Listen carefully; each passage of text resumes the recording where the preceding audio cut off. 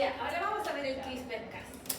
El CRISPR-Cas es una herramienta que se descubrió, digamos, con esta aplicación en el 2016. 16-17. Eran secuencias, son secuencias de ADN que estaban en bacterias. Entonces, esto es el operón Cas, ¿ya? En una bacteria, naturalmente. Tiene enzimas, estos son los genes de enzimas, y después vienen secuencias que son repetidas.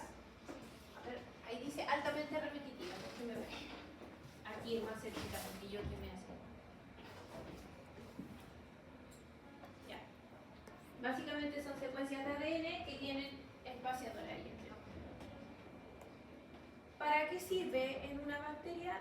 Se cree que es como su sistema de defensa, como su sistema inmune. ¿Ya? Entonces tienen ahí una infección, ¿cierto? De ADN. En la primera infección, ¿qué pasa? Que esta es una enzima que corta el ADN, va a cortar el ADN del virus y va a producir una secuencia que se va a insertar acá. Y va a ser una nueva secuencia espaciadora. Eso sería como la memoria.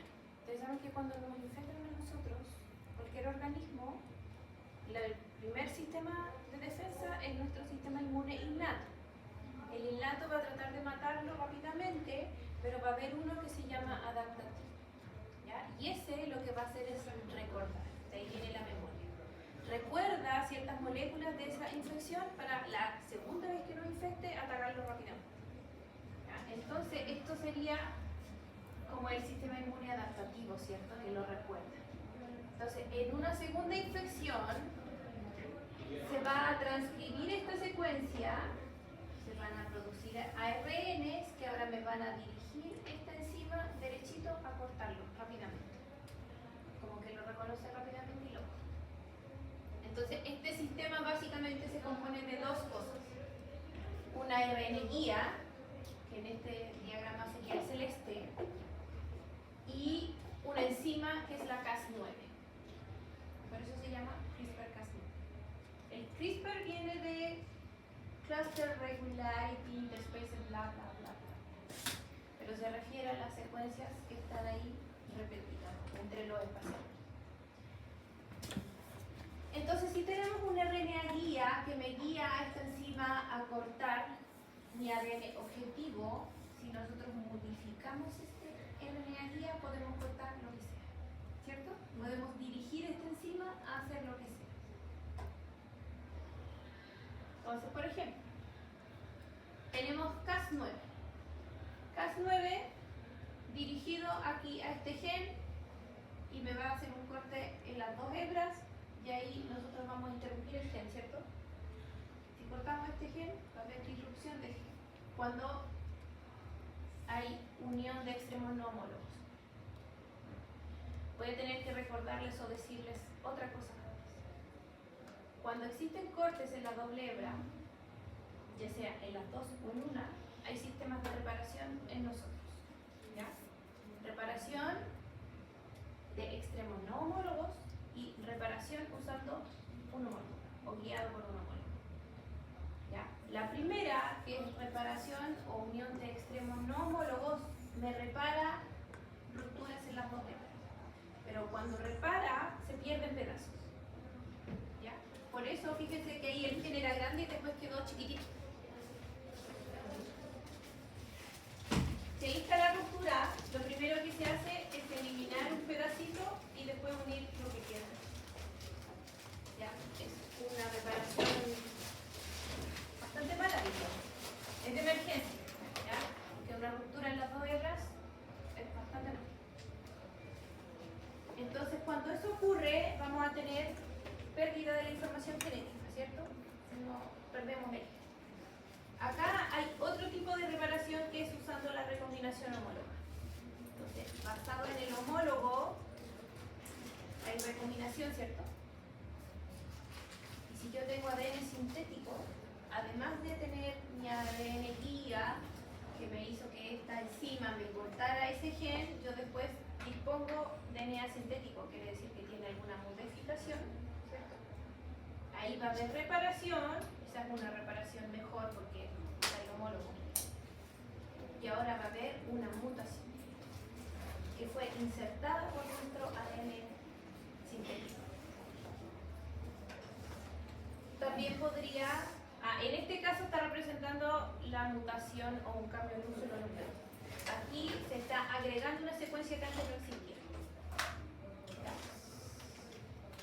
Y si dirigimos el CRISPR-Cas a dos regiones del ADN distintas, podríamos eliminar por completo esta lesión de esto.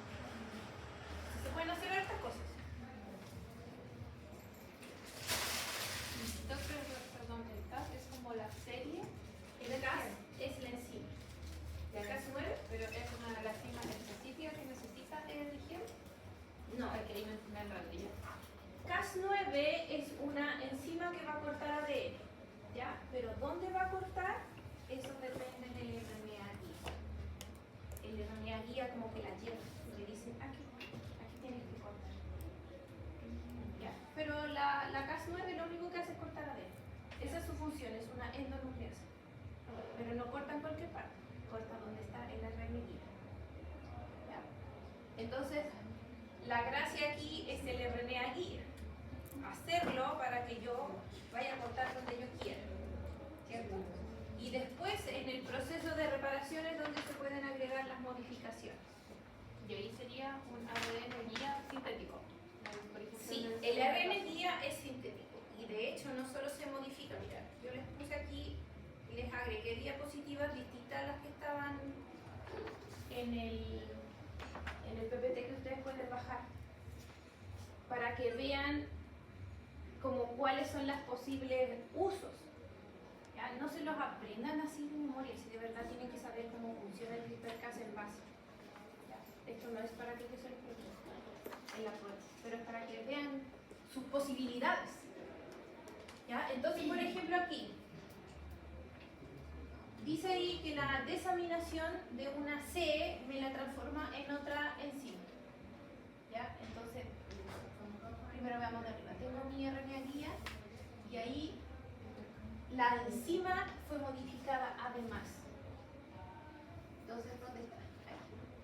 Cas9 le quitaron su función de nucleasa y se le agregó otro dominio que lo que hace es modificar bases nitrogenadas. Ahora la enzima también está cambiando. La enzima ya no corta, no puede, porque se lo quitaron, pero puede modificar nucleótidos. Entonces el RNA guía lo va a llevar a cierta zona y en vez de cortar lo que va a hacer ella va a hacer cambiar nucleótidos. ¿Ya? ¿Y qué nucleótido va a cambiar? El A. El A lo va a desaminar y me lo va a transformar en una I. Y la I es inosina, creo que se llama. Es un nucleótido modificado que no existe naturalmente. Pero sí se aparea, cuando hay replicación, se aparea con una C y ahora la pareja que me va a quedar va a ser CG. Pero la pareja original era AT. ¿Me fijan? Cambié un par de nucleótidos en el ADN. Pasé de un par AT a un par CG. Completamente distinto. Y tal vez ustedes dicen, pero es una. Pero esa una me puede cambiar un aminoácido y el aminoácido puede ser importante y cambiar la función de la enzima que se produce. Aquí hay otras. Esta también no tiene, si corta, ¿se fijan que cortó igual? Pero tiene otro dominio agregado, que es un dominio que me permite reparar introduciendo cambios. No me acuerdo si genera unos dominios. No me acuerdo qué hacía esta. Perdón, lo puse y no me acuerdo. Esta tampoco corta, ven Cas9 sin actividad catalítica, pero tiene un dominio activador o inhibidor, o sea, entonces aquí no se modifica la secuencia del ADN, pero se modifica la expresión. Existen sitios o secuencias de ADN o dominios de proteína que activan transcripción y otras que suprimen transcripción. ¿Se acuerdan lo que era la transcripción, cierto? Pasar de ADN a ARN o expresar. Entonces, hay una región, un gen que yo quiero expresarlo mucho. Genero el RNA guía para ese gen que va con un dominio activado y ahora se va a empezar a transcribir. Ahí no se modifica la secuencia, pero se puede expresar o no expresar. Por eso les digo, era para mostrarles que se puede ocupar para mucho el CRISPR-Cas. ¿Ya? Este sí estaba. Entonces, esto es lo que estaba y estaba al principio. Siempre tiene que haber un RNA guía, ¿cierto? Un blanco. El blanco es el que está en la secuencia de nuestro genoma. El guía es el que va a dirigir la enzima la Cas9 y según si se repare por que es reparación por extremos no homólogos y reparación homóloga, lo que va a ocurrir. Puede haber un knockout. Knockout significa pérdida de la información genética y no expresión. Y el knock-in es insertar material genético. Esto ya estaba súper de futuro. Creo que fue por ahí por el 2019 que los chinos hicieron ocupar el CRISPR-Cas para modificar embriones no viables. Cuando se sabía, por ejemplo, que un embrión iba a morir en una persona porque tenía X enfermedad genética, querían hacerle modificación usando el CRISPR-Cas. Y claramente no se permitió. Sí, desde ahí en adelante la regulación para no usarlo en personas. Eso ya básicamente daba pie para empezar a crear. El mundo feliz. Vayan y vean el mundo feliz.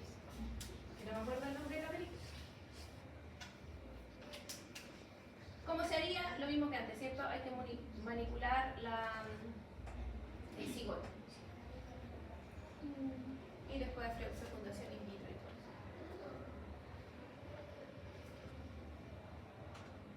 Después de que se edita, y en cualquier manipulación genética tiene que haber análisis, ¿cierto? Porque nosotros queremos saber si modificamos o no. Si funciona, digamos. Para eso siempre se hace secuenciación. La secuenciación es la que me permite decir la secuencia sin lugar a dudas y ver si hubo modificaciones. ¿Para qué se puede ocupar? Mejorar caracteres productivos, resistencia a enfermedades, a veces era como el bienestar animal, porque esté como feliz. Resistencia a enfermedades, ya lo dije, y hacer modelos animales para investigación.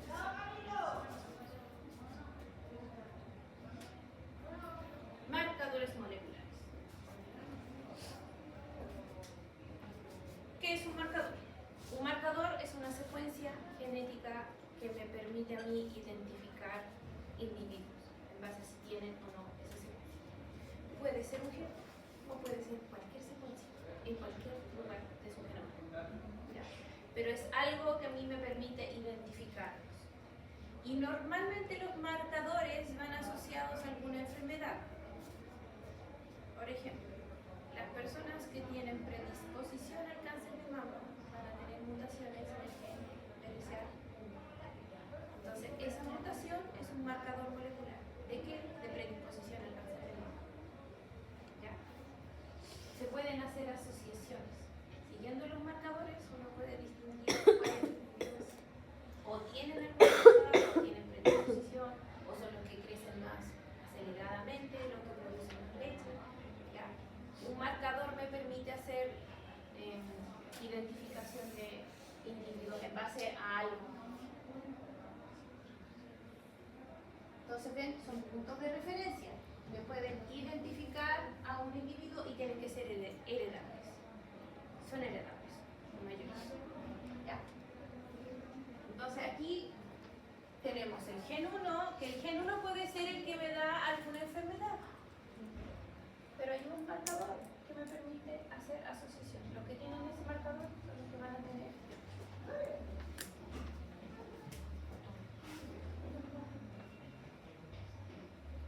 Aquí están los más conocidos ya, microsatélites y minisatélites, los RFLP y los SNP. Esos diría yo que son los más conocidos. Los dos de arriba, ese y ese. ¿Ya?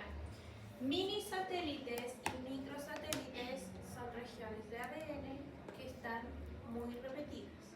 ¿Ya? Son regiones altamente repetidas. No son codificantes. Están en regiones que no codifican.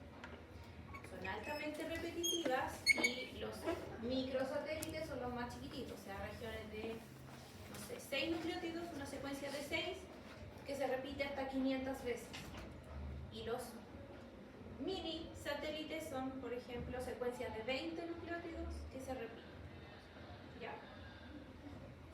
Pero que ya vienen repetidos, no que se hayan insertado para que No. se repitan. Los tenemos así, tal cual. Entonces, por ejemplo, para un microsatélite dado en una región del genoma dado, yo voy a tener 5 repeticiones. Y a lo mejor tú vas a tener 6. Y él va a tener 20. Y él va a tener 200. Y eso me permite identificar personas. Cuando se hacen los análisis de paternidad, por ejemplo, se usan mini satélites y microsatélites. Ya no se usan los que se usaban antes, que eran los RFLP. O esta cosa de identificar en base a la sangre, ¿cierto? Por ejemplo, yo me grupo O. ¿Cuántos papá y mamá podría tener? Todos los que tengan el alelo para el grupo O, ¿cierto? Entonces, son altamente variables de una persona a otra. Y eso me permite identificar a una persona sobre otra. Lo que quiere decir que no va a haber dos personas con la misma combinación tuya o mía. Mientras más variables, mejor. Los SNP y los RFLP son distintos porque los de arriba dependen de repeticiones, ¿cierto? Los RFLP y los SNP y los AFLP y los AT me permiten identificar regiones puntuales. Una región un cambio puntual es un cambio en un nucleótido. Los micro y mini satélites me cuentan las repeticiones, cuántas veces he repetido una secuencia. Entonces las variaciones son en largo. Por ejemplo, alguna patología, algo así heredado. No, en base a los mini microsatélites no. Normalmente se usan para identificar personas. No, pero este que dice que es como específico. El de una, los cambios puntuales, no necesariamente, porque estos cambios en un solo nucleótido son como asociados, se buscan en regiones no codificadas. Ya, pero sí podría haber en enfermedades cuando hay una enfermedad, pero ahí no se habla de un SNP, se dice que es una mutación del alelo tanto que causa la enfermedad. Pero no se ocupa eso. No se usa la terminología, igual estás identificando un cambio en un nucleótido. Pero se dice que es como el alelo mutado en un nucleótido, el alelo de tal gen. Ven, acá están los microsatélites, que eran las repeticiones. En tándem quiere decir que van una al lado de la otra. Los SNP son polimorfismos de un nucleótido, o sea, que hay un cambio en un nucleótido. El nucleótido que tienes es muy distinto del que tú tienes. Ya. Estos son los mini satélites que eran más grandes, ¿cierto? Y estos no es identificación de la secuencia, tanto en sí, directamente, digamos. Fíjense que este dice polimorfismo en la longitud de los fragmentos de restricción. Quiere decir que si yo tomo una secuencia de ADN, una región de ADN y uso una enzima, dice tipo.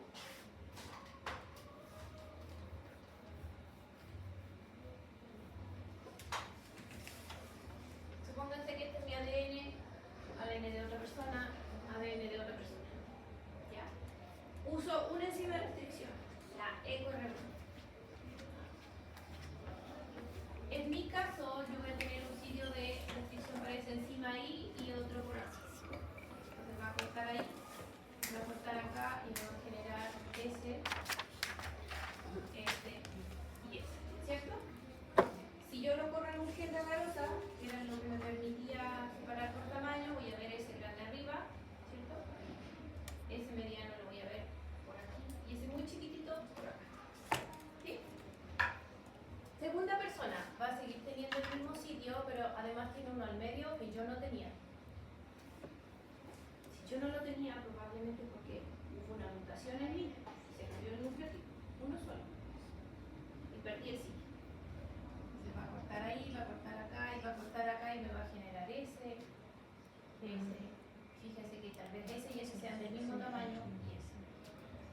Cuando hagamos el mismo gel para la persona, estos que son más grandes yo los voy a ver por acá.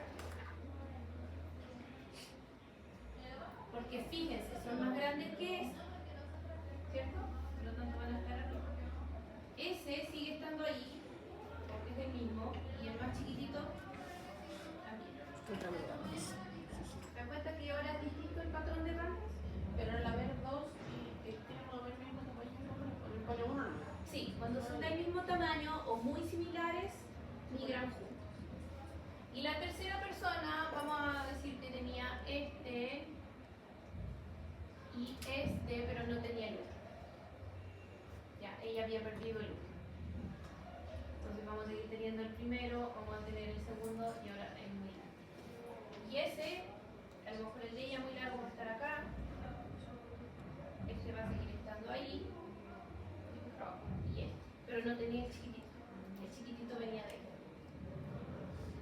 El patrón de bandas en todos los casos es distinto. ¿Tenemos bandas iguales? Sí. Mantenemos algunas. Esta, por ejemplo, mía no es compartida con nadie, pero estas dos sí se comparten.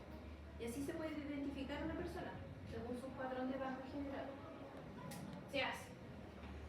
Antes de los SNP o los micro y mini satélites se usaba esto para identificación de personas. Y este polimorfismo es la longitud de los fragmentos amplificados. Ahora la técnica que se está usando no es digestión con enzimas de restricción, se está usando PCR. Entonces se amplifica una región y en algunas personas esa región es más grande que en otras.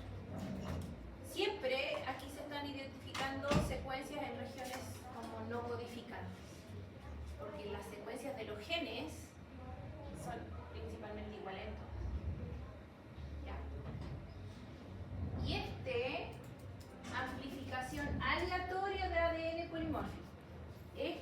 Usaba partidores para identificar o amplificar una región particular por PCR. Acá se está usando amplificación por PCR, pero usando partidores eléctricos. Se le llama random primer. Uno manda a hacer partidores de 20 nucleótidos, pero al azar. Hazme las combinaciones que salgan al azar. Y se van a pegar en distintas partes y van a amplificar distintas partes. Y van a ser distintas entre todos nosotros. En la región no codificante, aunque se dice que no tiene función para el organismo, se ocupan bastante cuando se quiere identificar a personas o organismo. Ahí está el microsatélite, por ejemplo. Acá tenemos una región que está destacada en verde. ¿Cuál sería la secuencia que se repite? GT, ¿cierto? GT, GT, GT. ¿Y tenemos cuántas repeticiones? 1, 2, 3, 4, 5, 6, 13 veces repetidas. Eso es un mini satélite y a lo mejor en ese mismo lugar, en mí, va a llegar hasta ahí la repetición. Y en otra persona puede haber miles. Ya, varían de una persona a otra. Son altamente variables, ya les dije que eso era muy importante, y ubicados en regiones no codificantes. Los mini satélites son igualitos a estos, solo que la secuencia que se remite es más grande. ¿Cómo identificamos un mini satélite? Así. Se toma la muestra, se extrae el ADN, se cuantifica el ADN, siempre hay que hacer eso. Evaluación de integridad para ver si mi ADN que yo extraje está bien, digamos, no degradado. Y después se hace un PCR y se observa eso. El PCR que yo les mostré es visualizado en gel de agarose. Ese tipo de respuesta, digamos, el resultado es PCR en capilares. Cada PIC representa un número de repetidos. Entonces, por ejemplo, en esta persona hay 137 repeticiones. Aquí hay 142 repeticiones. ¿Ya? Es decir, van identificando por los subpicos.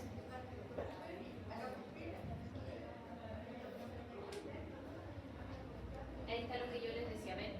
Hay alguno que tiene menos repeticiones, una persona que tiene más repeticiones. Este tiene menos repeticiones, lo viéramos en un gel, la bandita que está abajo representa las menos repeticiones. La bandita que está arriba es cuando hay más. Siempre en un gel, más arriba es más grande.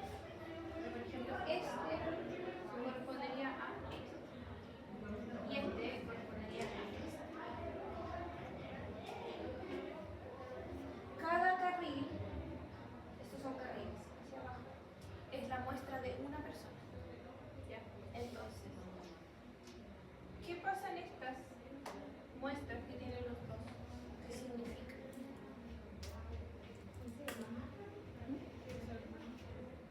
¿No? Significa que esta persona es heterocigoto. Y sí, ellos dos tal vez podrían ser hermanos, porque tienen los mismos alelos. Es decir, que en un cromosoma tienen la más cortita y en el otro tienen la más larga. Estos son homocigotos. Homocigotos para la más corta, homocigoto para la más larga. Y los que se parecen sí podrían ser hermanos. En ese caso, claro, se está evaluando una sola región, pero se evalúan cientos de satélites y microsatélites a la vez. Ahí está lo mismo, ¿cierto? El número que está a la izquierda representa la cantidad de nucleótidos. Entonces aquí son más de 2.400. Y en ese sería como 900 o 1.000 tal vez.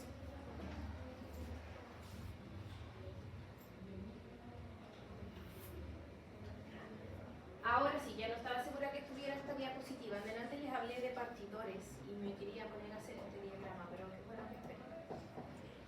¿Cómo funciona el PCR? ¿Esto lo han visto alguna vez? Como el paso a paso de un PCR. Ustedes saben que amplifica una región, ¿cierto? Nada más. Pero ¿cómo? ¿Cómo lo hace? Tenemos ADN, ¿cierto? Y yo quiero amplificar esta región. A poner en un cuadrado ya. No, esta región. Es una región de secuencia conocida. Diseño partidores. ¿Qué son partidores? Partidores son fragmentos de ADN pequeñitos que se van a pegar a la región dirigida. Igual que la sonda, ¿se acuerdan? Hibrida igual que una sonda. Tiene complementariedad de base. Entonces diseño uno que se va a pegar aquí y otro se va a pegar acá. Dos partidores. Y necesito tener además lo que sale acá. Bueno, el templado es el ADN que yo obtuve. Los DNTP son los nucleótidos. Que para hacer ADN necesito nucleótidos. Partidores, la polimerasa, que es la TAC polimerasa. Esa polimerasa o ADN polimerasa es especial porque es termoestable. El fluoróforo dice ahí que es optativo, así que vamos a ignorar la parte de la fluorescencia todavía. Entonces, ¿qué es lo que hace el PCR? En la primera etapa se calienta mucho el ADN. Cuando este ADN se calienta, se va a separar en dos hebras. Segunda etapa, bajamos la temperatura a la temperatura de hibridación. Es una temperatura que le permita que los partidores se peguen. Tercera etapa, la etapa en la que la TAC polimerasa funciona y polimeriza. Ella extiende y extiende. Fíjense que se extiende desde el partidor hacia adelante. Nada más. Ese es un ciclo. Repetimos el ciclo. Calentar.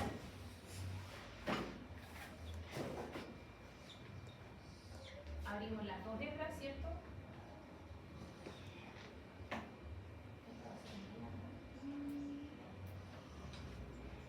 Hasta ahí. Separamos las hebras, ¿cierto? Son las hebras iguales. Después volvemos a pegar partidores. Y extendemos.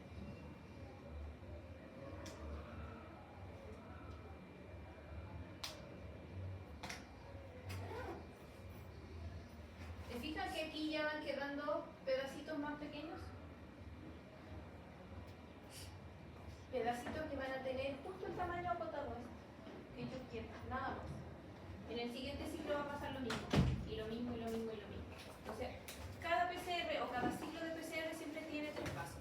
Denaturación, que es el de mayor temperatura, para separar las hebras, hibridación, para que se unan los partidores, y extensión para polimerizar. Y después se repite. Se repite, y se repite, y se repite. Y así se van haciendo muchas moléculas de ADN, todas con la misma secuencia que es la que está entre medio de los partidores. Ahí está, cebador, me carga esa palabra, pero esa es la palabra que se usa en español. Cebador, cebador, y la región que vamos a amplificar es lo que está en medio. ¿Para qué sirve? Para amplificar y para detectar. ¿Ya? Entonces, para amplificar simplemente amplifico. Detectar se puede hacer, por ejemplo, este partidor lo diseño para una secuencia particular que yo quiero saber si está presente o no está presente. Si está presente va a haber amplificación, ¿cierto? Si no está presente, este partidor no se va a unir, por lo tanto no se va a amplificar nada. Ahí yo podría detectar presencia o ausencia. A veces quiero usar el PCR para saber si en mi plasmidio, ¿se acuerdan? Inserté el ADN, ¿cierto? Entonces uso un partidor que se pega acá y uno que se pega acá. Si inserté correctamente el plasmidio, esto se va a amplificar. Si no inserté el pedazo, no va a estar esa región, porque esto no va a estar. Y no va a haber amplificación. Solo se va a pegar uno. Y con uno no me sirve, tienen que pegarse dos. ¿Ya? El tema de la fluorescencia es para el PCR en tiempo real. ¿Ya? Hay 2 tipos de PCR. Este que tienen acá es el PCR de punto final. Que ustedes tienen que hacer el PCR, esperar a que termine. Y cuando termina, lo ponen en un gel de agarosa y ven, ¿amplifiqué mi banda? Sí. ¿El tamaño correcto? Sí. Súper sencillo. El real time, o tiempo real, tiene la gracia de que yo puedo ver el proceso en tiempo real. ¿Ya? El termosiflador, que es el equipo que hace el PCR, está conectado a un computador y ese equipo va midiendo fluorescencia. Entonces, además de los componentes que ya les dije, se agrega una molécula fluorescente.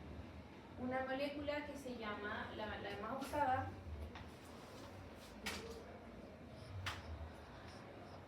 se llama así. Le dicen Cybergreen.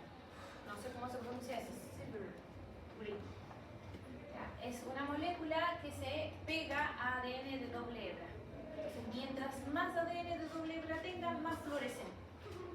Entonces, esto es lo que ustedes van viendo, es una curva de amplificación. Entonces aquí, nada, todavía tengo muy poco. Aquí empecé a hacer ADN. Mucho, cada vez más. Esto de abajo representa los ciclos de PCR. Entonces, en el ciclo 24 más o menos ya empecé a ver suficiente fluorescencia y harto ADN. Cada curva representa muestras distintas. Entonces, por ejemplo, acá empecé a amplificar más tarde. Quiere decir que tengo menos originalmente en mi muestra. Los que amplifican más temprano quiere decir que de base tenían más.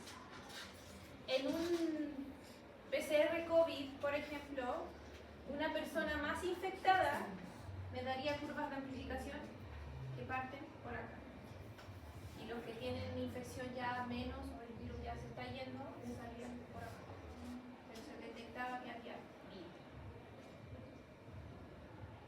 Esto es lo que se ve en el termosiflador. ¿Ven? Entonces está la temperatura 94, que es la denaturación, la hibridación, extensión. Denaturación, hibridación, extensión. La denaturación siempre a 94, la temperatura de hibridación dice ahí entre 50 y 60, depende del partido. Depende de la secuencia del partido y del tamaño del partido. Y la extensión siempre es a 72, que es la temperatura a la que funciona la carga. Esa es siempre la misma. Ahí pueden ver, ese es el equipo, el termociclador. Cada tubito representa una muestra. ¿Y cuántas copias de ADN se hacen? Por ejemplo, en 40 ciclos yo puedo obtener 10 a la 12 copias de una secuencia en 40 segundos.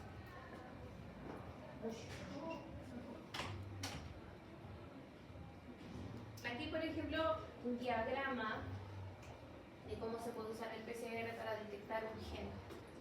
Ese gen, SRI, era el gen que se supone que es el gen de... ¿Cómo lo digo? Que me permite producir un nombre, ¿ya? Como en los órganos masculinos. Entonces, en mujeres claramente no va a estar presente porque este está en el cromosoma Y. Entonces, el primero dice ahí M. Eso se refiere a que es una escalera o un estándar, ¿ya? De tamaño conocido. Aquí hay una mujer, no, este es hombre, y amplifica el gen. En una mujer no hay amplificación, el 4 es un hombre, si hay amplificación, y así. Entonces, la amplificación de ese gen me permite detectar si la muestra viene de un hombre o de una mujer. Así es, ¿está o no está? Lo que está ya en la imagen es cómo se hace el gel de agarosa. Así tal cual se ve. Una jalea. E igual que se jalea. Ustedes tienen que mezclar polvito con agua, que es un buffer, calentar para que se disuelva, poner en un molde, esperar a que cuaje. Tal cual. El real time, que es distinto, se hace en el termociclador y ya les dije, ustedes van viendo las curvas de amplificación. Cada curva representa una secuencia amplificada. Igual ahí, fíjense, no solo diferencia del tiempo en el que se puede observar el resultado. En un real time uno va viendo los resultados en el momento, pero además se pueden observar múltiples muestras a la vez. Se pueden hacer hasta 96 muestras a la vez. Hay que prepararlas así, pero se pueden leer todas juntas. En cambio, en un gel, con los geles de agarosa, yo puedo cargar 40 muestras en un gel, lo máximo, creo que son las más que he visto, y después 40 en otro, entonces tendría que hacer 2 geles, ¿cierto? Y esperar a verlo. Acá puedo ver 96 juntas a la vez.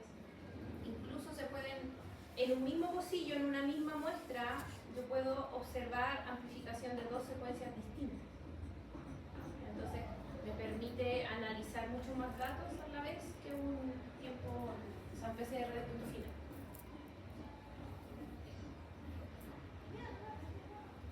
Aquí está cómo se observa, ¿cierto? Este es el CyberBeam y cómo funciona el CyberBeam. Entonces, este se intercala en el ADN. Entonces, cuando el ADN está separado, ¿cierto?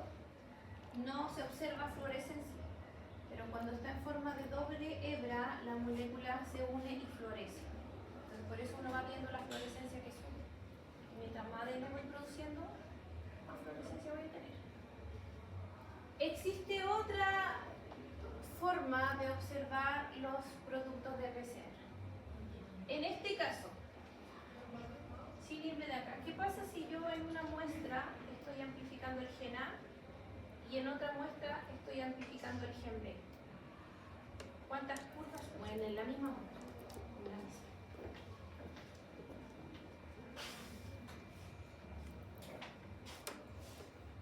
Así era la curva, ¿cierto?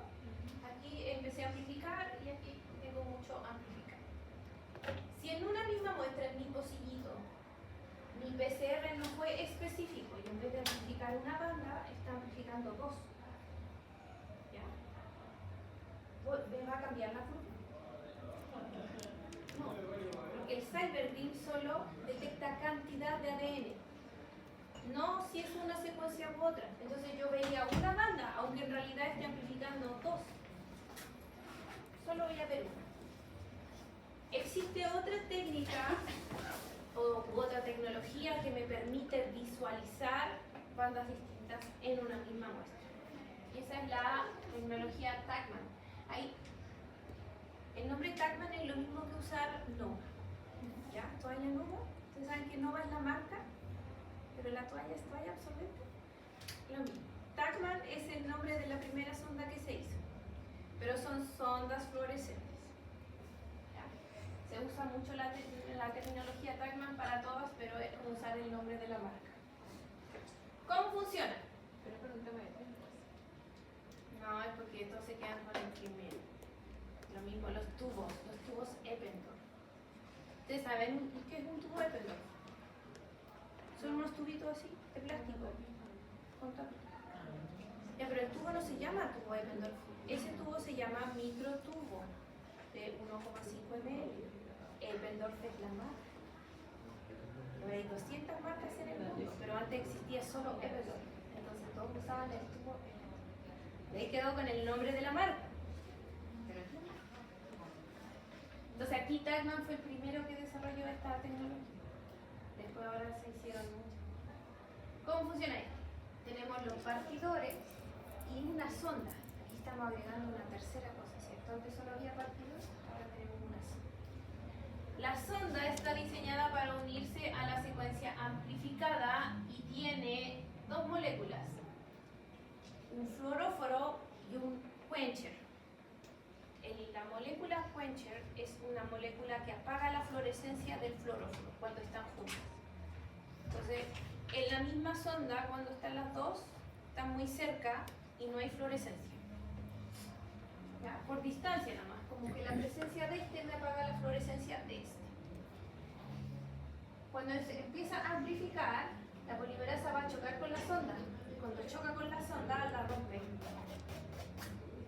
Y libera el fluoróforo del quencher. Y ahí vemos fluorescencia.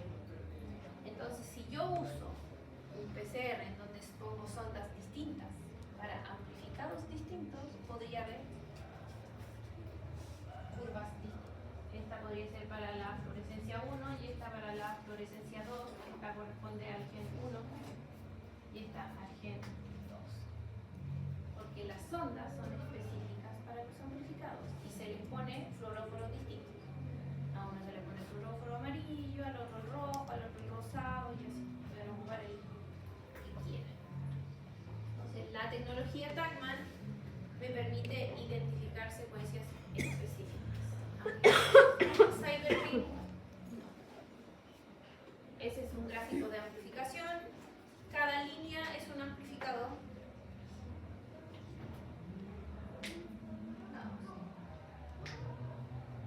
Podría hablar muchas cosas aquí, pero eso me queda pensando. Pero solo voy a hacer la última cosa. ¿Se fijan que la curva parte, cierto, planita y después empieza a subir? ¿Y aquí se aplana? ¿Por qué se aplana? Estamos amplificando ADN. La fluorescencia me indica más ADN. Mientras más fluorescente, más ADN. El hecho que se aplane la curva es que se deja de producir fluorescencia. Eso implica que ya no estoy amplificando más. ¿Por qué no amplifico más?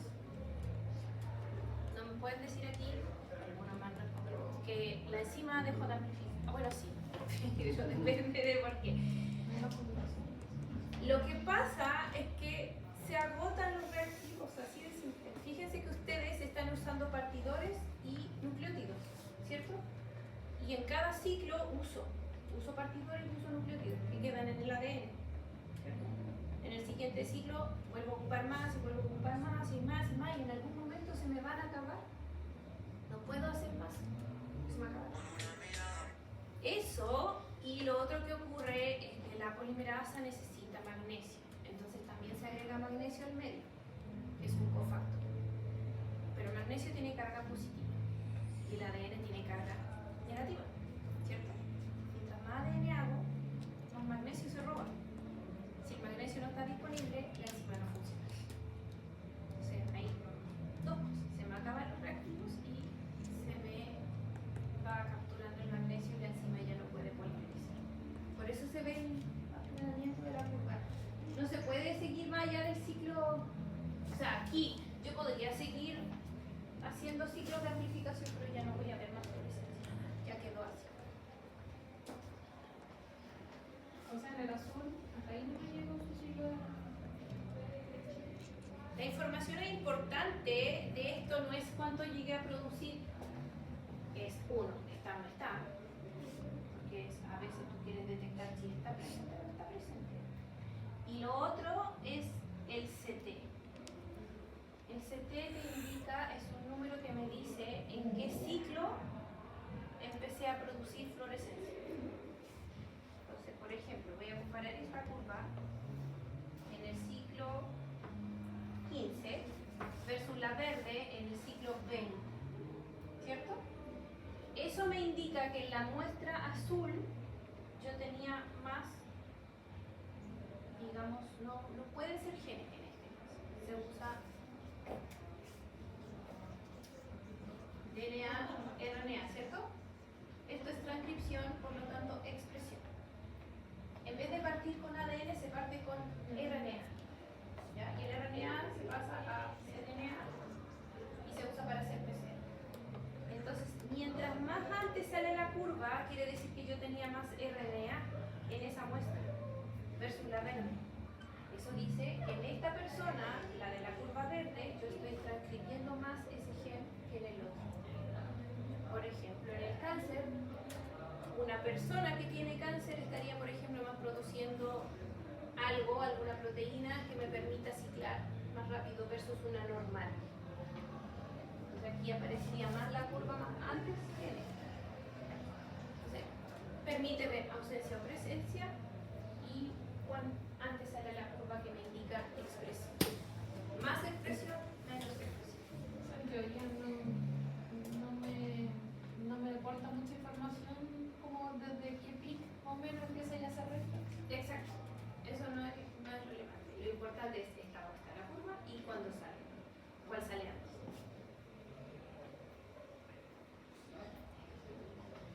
Estos son los SNP, que es cambio en un solo nucleótido. Entonces, por ejemplo, aquí en este diagrama, ¿qué ven diferente? ¿De colores? Colores, ¿cierto? Aquí hay un par TA y hay un par CG. Eso es un SNP, es una diferencia en un solo nucleótido entre una persona y otra, en ciertas regiones. Están estos cambios súper abundantes en el genoma. Miren, o sea, cada 100.000 nucleótidos hay un cambio entre una persona y otra. 2/3 corresponden a sustituciones de citosina por timina. ¿Por qué? La citosina, cuando se expone al sol, por ejemplo a la radiación ultravioleta, se desamina. Cuando se desamina, se transforma en uracilo. Y el uracilo se aparea a y ahí cambiamos de CG a CA. Solo por la presencia del sol. Solo porque estaba en el sol. Por eso les dicen, no tome tanto sol, que puede generar cáncer de piel. Ya, esa desaminación se corrige, porque hay mecanismos de reparación del ADN, pero piensen que mientras más daño producimos, nos va a costar más reparar. Eso es real. Son bialélicos porque, en teoría, deberíamos modificar los dos alelos. Pueden estar en muchas partes, ¿cierto? Y tener distintas clasificaciones según la mutación, porque a veces afecta mucho la mutación.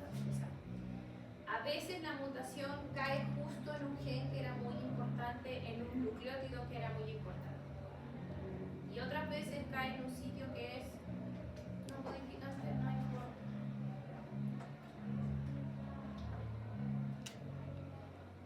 Ahí los SNP, por ejemplo, ven, podría ocurrir ahí, secuencia no codificante. Pero ¿qué pasa si cae ahí en el promotor? Que cambió la caja data, que es tan importante el promotor, no voy a poder transcribir. Depende. Y ahí los exones eran codificantes y los intrones no codificantes. Eso es recordatorio para ustedes. Sí, la transcripción no puede ser como transcripción, por decirlo así, erróneas. No. Si se afecta el promotor, puede que haya o no haya. Si se afecta la secuencia, va a haber una secuencia modificada. Pero de afectar y de haber, no es que me vaya a dar secuencias como erróneas, por decirlo así. Que si me cambio el promotor, Sí, no. es que si cae justo en el promotor. No. Hay o no hay. Cuando uno cambia el promotor, puede haber transcripción o puede pararse la transcripción. Si se afecta a un solo nucleótido que era muy importante para la función del promotor, puede que no haya. Pero la secuencia del promotor, No, pero lo que me refiero a esa transcripción siguiente no va a afectar a tal nivel como genéticamente. No, por eso sí. Aquí este es el gen, o este es el promotor. ¿Ya? La secuencia del promotor no se transcribe nunca. El promotor está ahí para que la polimerasa se una. Y después se transcribe de aquí en adelante. Entonces la secuencia del RNA es esta. Solo esto. Jamás esto. Entonces si afecto yo la secuencia de un promotor, solo puedo afectar la unión de la polimerasa. ¿Se une o no se une? Si se une, si se sigue uniendo, va a transcribirse normal. Porque la secuencia está en la cadena. ¿Cómo se detectan los SNPs, SNP? Claramente por secuenciación, porque es un nucleótido. ¿Cómo identificamos un nucleótido? Secuencial, no hay de otro. Y para eso se usan las tecnologías de última generación. Se usan para ser genotipados, así se le llama, que es identificación completa del genoma de los organismos. La secuenciación de última generación o próxima generación, no sé, next generation, no sé cuál es la traducción, permite secuenciar múltiples genomas a la vez y muchos nucleótidos en poco tiempo. ¿Ya? La secuenciación antigua dependía del PCR, entonces íbamos poniendo el PCR haciendo, y un nucleótido estaba marcado, por ejemplo la A. Entonces deteníamos y íbamos viendo dónde iba quedando la A. Después otra con la C marcada, íbamos viendo dónde quedaba la C marcada, en qué tamaño, y después se iba armando como un rompecabezas, literal. Las de última generación hacen maravillas, la verdad ni siquiera yo las entiendo todas, porque son muy pro. Esta, por ejemplo, la pirosecuenciación usa una enzima y una molécula. Cuando un nucleótido se une, se liberan dos fosfatos. ¿Ya? Porque el nucleótido viene con dos fosfatos y se pierden dos. Tres, viene con tres y se pierden dos. Se usa ese fosfato para producir ATP y después, con otra enzima que es la luciferasa, produce luz y me da pics de luz. Entonces, en cada pirofosfato que se libera, se va produciendo un pic de luz. Ahora, ¿cómo diferencian entre un nucleótido y otro? No lo sé. Todavía no lo entiendo. Este 23. Pero cada pic de luz es un nucleótido. Y ahí me va dando Yo voy a la 9. y distinto. Entonces, esto se hace en el momento. Literalmente se está detectando luz cada vez que se pone un nucleótido. Se puede secuenciar así muy rápido. Tenemos el ADN total se fragmenta, se le agregan adaptadores, por eso tiene marquita en los lados y se emulsiona. Hacer emulsiones quiere decir que es como transformar en gas como gotitas de cierto líquido. ¿Ya? En este caso ese líquido sería el máster de un PCR, en donde están los partidores, donde está la enzima, donde está el magnesio, todo eso. Entonces se hacen gotitas de mi reacción con el ADN, con la enzima y con todo lo que necesito. Y en cada gotita va ocurriendo amplificación. Y se va viendo porque los adaptadores tienen luz. Pero este se está haciendo amplificación de PCR en gotas. En gotas de un spray. A ese nivel. Este ya es más exótico, este sí que se pegan los ADN a unas placas. Cada molécula de ADN va pegada en una placa muy chiquitita, entonces en un punto, digamos, se generan las moléculas de PCR. En un puntito. Y así se van secuenciando. Esta se llama la de Solexa. Y esta es la plataforma Sol. Entonces, la gracia de todas es eso, amplificar muchas moléculas de ADN de forma muy rápida y muy secuencial. ¿Y eso para qué me sirve? Para ser genotipado. Entonces yo podría, por ejemplo, agarrar un montón de peces, ¿cierto? Ahí donde estamos haciendo, cultivando. ¿Cómo se dice cultivar peces? No cultivamos peces. ¿Criamos? Un criadero. ¿Sí? Tengo mi criadero ahí de mis salmones y los paso todos por secuenciación. Les tomo una muestra a cada uno y los lo secuencio completamente y sé la secuencia de todos los salmones que tengo. Entera. Eso es un genotipado. Entonces yo voy a saber exactamente los genotipos de los salmoncitos.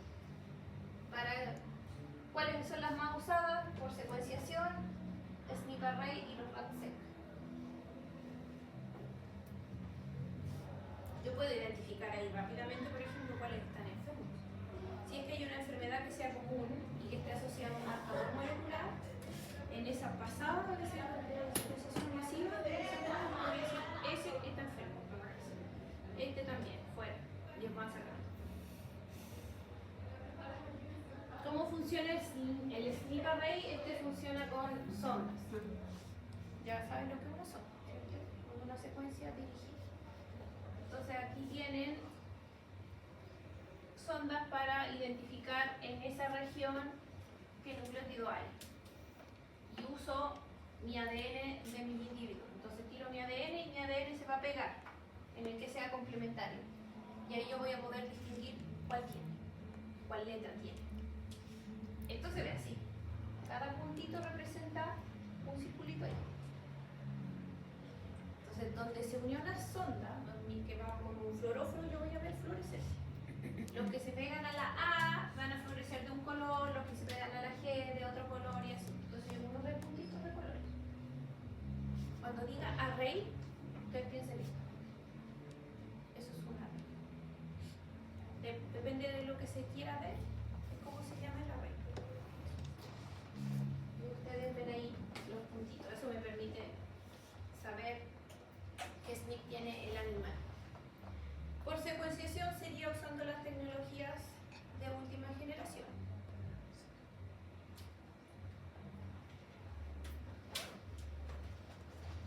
Aquí, por ejemplo, tengo un pececito, ¿cierto? Aquí corté el ADN con enzimas de restricción, se le agrega esta secuencia que está en negro,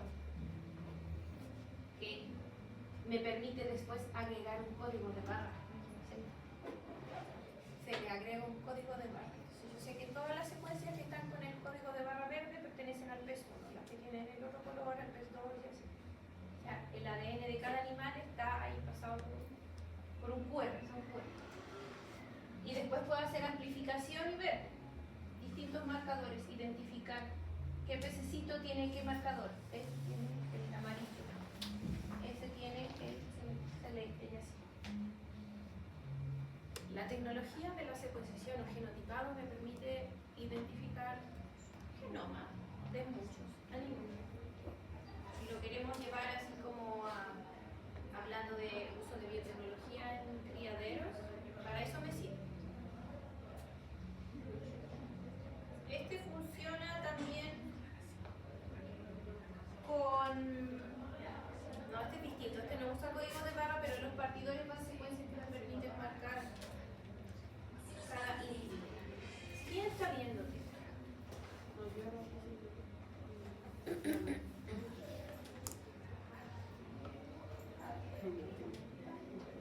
Sí, que aquí queda un poquito, o sea, quedan por aquí.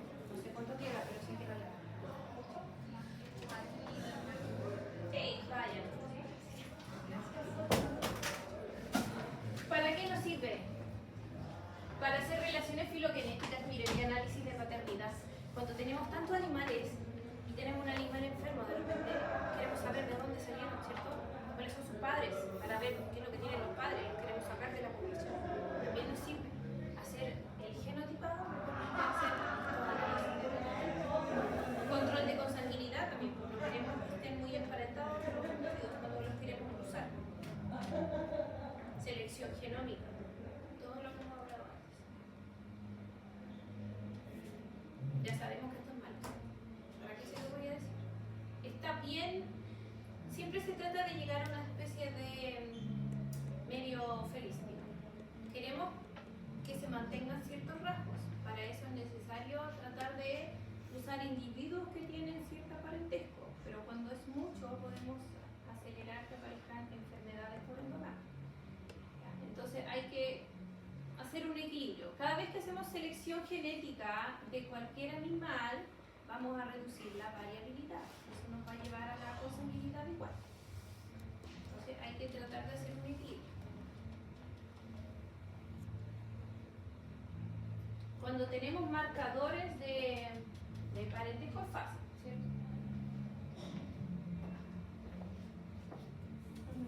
Se puede usar genotipados por marcadores moleculares, que ya saben lo que es, y hacer un pedigrí. A la Landy le gusta al lado, ese es el jurel. Entonces hace el genotipado de los jureles. Para saber, se pueden hacer construcción de genotipo y información de fenotipo, y así se puede determinar el porcentaje de heredabilidad en el jurelcito.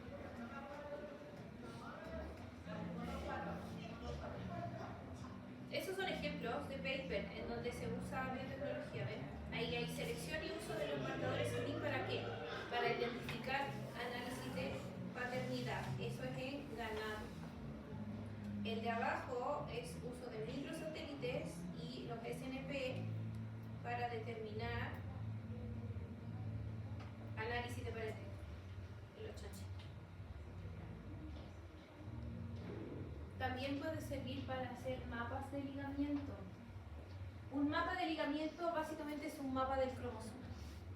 ¿Ya? Entonces, me dice, en este cromosoma, este gen está más o menos solito al principio, después vienen todos estos puntos, después más abajo tenemos por aquí esto otro. Todo esto, este diagrama es un mapa de ligamiento. Se le llama mapa de ligamiento porque me permite determinar qué genes están ligados. ¿Se acuerdan? El ligado era que estaban juntos. Entonces, por ejemplo, yo puedo decir ahí, a ver, aquí hay un mapa de un ligamiento entre estos tres. Estos también están más ligados. Estos están juntísimos, ¿cierto? Todos los que están ahí. Sería, entonces, los genes ligados de repente a mí me permiten usar, sería como un marcador. Que la presencia de uno implica que voy con el otro.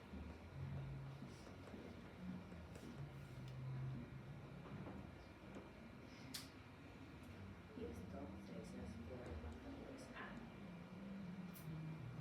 Se me justo lo que estaba diciendo. Cuando se usan marcadores uno puede seleccionar en base a un marcador. Entonces las personas o los animalitos, ya he visto que los chanchitos son más gorditos cuando tienen este marcador, este SNP.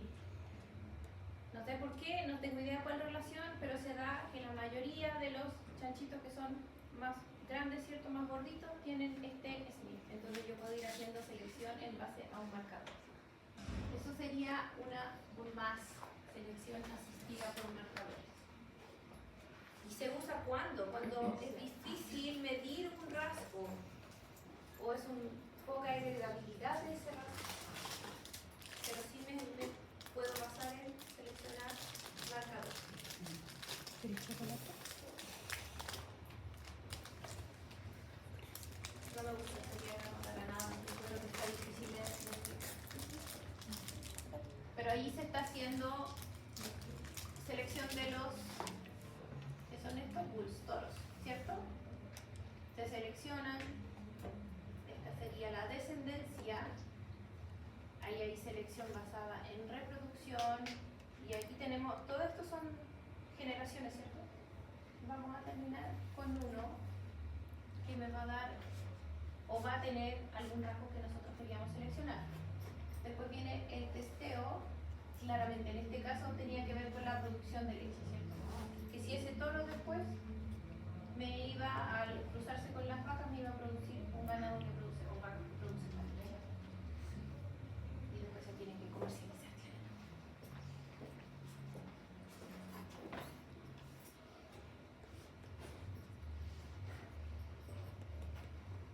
Me queda el último, o sea, la última cosa, que son, siguen siendo marcadores, pero de asociación y selección. O sea, yo puedo analizar rasgos del locus cuantitativo. ¿Se acuerdan? O sí, deberían, pero cuando hablamos de cuantitativo, un rasgo cuantitativo, era uno que dependía de múltiples genes, ¿cierto? Entonces, aquí tenemos que analizar múltiples genes para asociarlos después a un rasgo.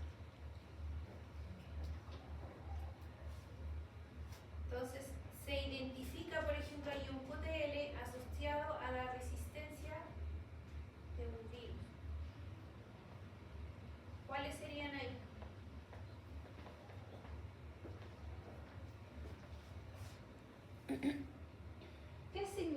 Smalls, ustedes deberían saber ahora, ¿o no? ¿No saben? Smalls. Estamos hablando de animales, pero bueno. Estos que están acá son los que viven más, ¿cierto? Están asociados a estos. Lo que está arriba es un mapa de ligamiento. Cada uno de estos letras, números corresponde a genes o a marcadores. Entonces yo puedo decir en base a los que viven o los que son resistentes que está asociado a eso. Se hace como asociación directa. Y digo, los que tienen estos, no sé, marcadores, mutaciones, justo corresponden a los que más resisten a una enfermedad. ¿Ya? No estamos diciendo que directamente esos genes controlen la resistencia, sino que hay como una asociación. Eso es lo que se hace. Entonces acá tenemos mortalidad y número de partos. Entonces veamos en la tasa de mortalidad, ¿cuáles mueren más? Los que están en rojo, ¿cierto? Y estos, los en verde, tienen una mortalidad de descendencia menor, ¿cierto? Aquí lo asociamos, estos representan distintos locus o los QTL. Entonces sabemos que los verdes son los que nosotros queremos seleccionar porque tienen menor mortalidad en su descendencia. Esto es medio extraño de entender, pero simplemente quédense con que es hacer asociaciones. Agarrar, hacer estudio y decir ya, ¿cuáles de todas estas plantas son resistentes a este pesticida? Y los voy a hacer análisis, hago secuenciación masiva y veo que de todas las que son resistentes, ¿en qué se relacionan o en qué se parecen genéticamente hablando? ¿Tienen todas un SNP? ¿Tienen todas un microarreglo? Ah, mira, todas parecen tener este microarreglo más largo, los minisatélites, con repeticiones más largas. Tal vez además tienen esta mutación en esta secuencia. Entonces selecciono en base a marcadores. Cuando no tengo idea cómo se hereda cierto rasgo. Ahí hay otro, ¿ven? Son SNP, estos son SNP que están asociados con una resistencia a no sé, no puedo pronunciar eso. Cada uno de estos son cromosomas. Y los genes que están en los cromosomas, o los SNP, perdón. Entonces, estos SNP me dicen, o se mantienen en los que son resistentes a la psicitosis. Ya, esto, GWAS, es secuenciación del genoma total. Secuenciación masiva.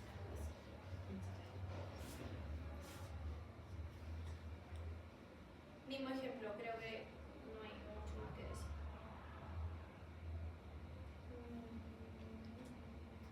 ¿Para qué me sirve, por ejemplo? Puedo ver caracteres reproductivos, caracteres de producto de la carne de resistencia a enfermedades. Yo creo que eso es lo que más se usa para hacer resistencia a enfermedades. Y esto, para que vean, cómo ha ido aumentando la cosa de selección genómica. Esto es en años. En el 2019 no había. Y en el 2016, esto es el número de mujeres, hembras, que están genotipadas. En el 2016. O sea, se usa. Ahora en el 2025 probablemente todos los animales de criadero sean genotipados. Se les haga algún tipo de análisis de todo lo que les he mostrado.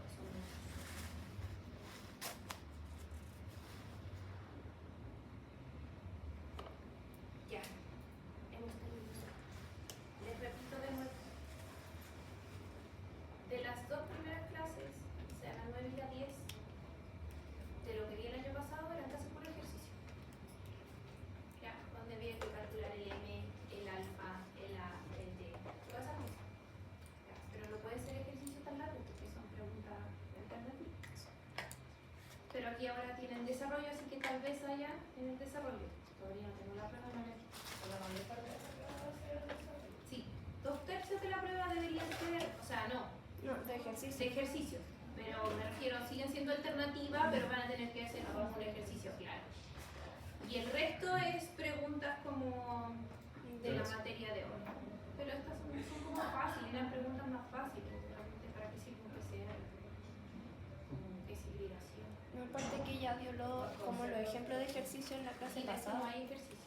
Pero como ahora agregan ejercicios, yo creo que de las primeras clases sí va a haber un ejercicio largo, completo. Pero ahí hay complementando. Es que la clase pasada y la anterior era como lo mismo casi. Era lo mismo, sí. Sí, o sea, se agregaron un par de fórmulas en la anterior, sí. La varianza. Pero parten todas de lo mismo. Profe, la clase nada, la prueba. Sí, La 3. sí. El valor genotípico, el valor aditivo, ya, esas cosas así, la varianza, la probabilidad. No, la prueba es el 18 y el 15 de diciembre Sí. el examen. Y hay que hacer La la prueba BP. va a ser a las 10. A las 10. Lo que no me han dicho de la lista